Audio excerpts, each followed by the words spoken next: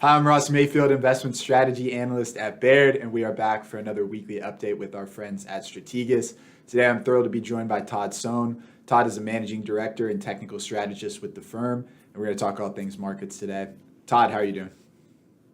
Hey Ross, I'm great and nice to speak with you as always. Yeah, great to speak with you as well, and thrilled to have you back on. I wanted to kind of just start with your take on the market writ large. So, the yield curve is inverted. The macro signals are kind of mixed. People are having trouble with what to make of this economy. And yet the market seems to be, a little bit risk on, or at least the leadership is cyclical. You all have called out industrials before. And then on the flip side, something like utilities, are fairly weak, which is typically defensive. So, can I get your take on just what to make of this market right now? Yeah, it's a great question. As you mentioned, we have deeply inverted yield curves around the globe. We have economic data that continues to run in hot, perhaps looking at a terminal Fed funds rate that's going to be closer to 6% than what we may have believed a few months ago. But it is curious as the indices, the S&P, the Nasdaq, the Russell they're very much sloppy on the surface. But internally, as you hinted at with industrials, there is this cyclical undertone that is happening from our risk barometers. Discretionary is outperforming staples. Industrials are acting very well. So even semiconductors have rebounded. I tend to wonder if it also has to do with the weakness that is coming from the yield proxies. Staples, utilities, and REITs are really taking it on the chin here the last few weeks. Part of that is because of what is going on with rates. You have 6-month yields pushing 5%. That doesn't leave you much of a reason to be too overexposed to some of those yield proxies. And you look at the way that they're structured, their cost to operate the company is raising with the way rates are going. And so we like the cyclical undertone. I think that's helpful for now. But again, just still mindful of the macro backdrop. And I would also just think in terms of the sectors that you have the growth heavy NASDAQ, right? Maybe some folks a little weary of getting there given where rates are going. But then you also have energy, which was acting very well last year, a little bit tired. And so you're kind of stuck in the middle with industrials, as we were just talking about, as kind of the not too hot, not too cold area from a sector perspective on where to play.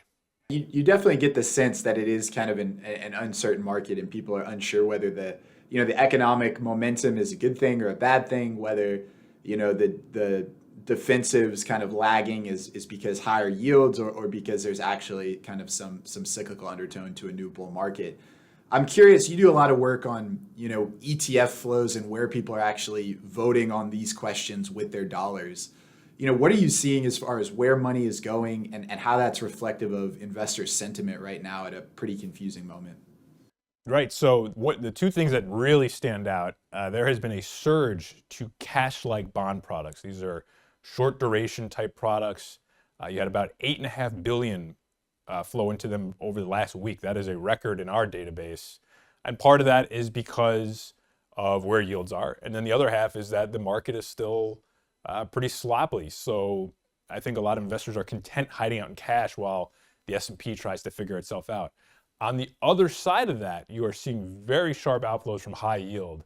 And along with the outflows from high yield, there's also been very tepid, broader equity flows. So I think both of those are reflecting a subdued appetite for risk-seeking behavior, despite what we're seeing, I guess, from the risk relationships we were just talking about. So I like the fact from a contrarian perspective that you're seeing high yield outflows and very reluctant broader equity flows. But on the other hand, this eventually will have to change to show demand actually coming from investors to help boost the market up. But in the meantime, I would continue to pay attention to these cash-like bond flows. On one hand, some equity market nerves, but on the other hand, a lot of folks just content sitting in 5% yields and waiting out whatever's going on with the inflationary backdrop and where the Fed may go from here. Yeah, and it's been a long time since folks have had that option at all to camp out in some sort of fixed income product and get some yield. Last question I want to end here, because we're kind of talking about a inflationary moment. There's some geopolitical tensions and alternatives to equities. You all have done some work on gold, over the past couple of months, and I'm curious what you think of gold and what its performance is telling you about the macro environment right now.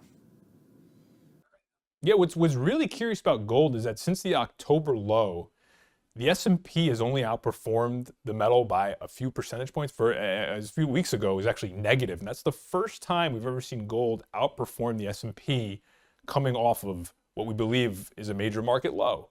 So that's a little bit odd, right, compared to history, that there's something different going on here.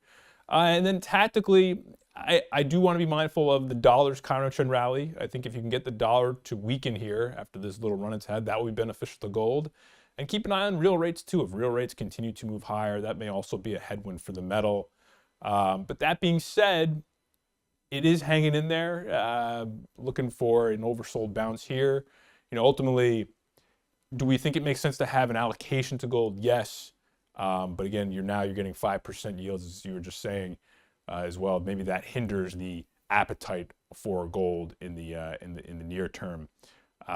But again, keep an eye on the dollar move. I think if you get the dollar over, that should benefit gold, and it should also start to benefit some of the big metal and mining bellwethers that also operate in the space. That makes a lot of sense. Todd, I think this has been a really insightful kind of walk through the markets. And I want to thank you so much for your time. Hopefully, we'll talk again soon. Great. Thanks, Russ. Appreciate it.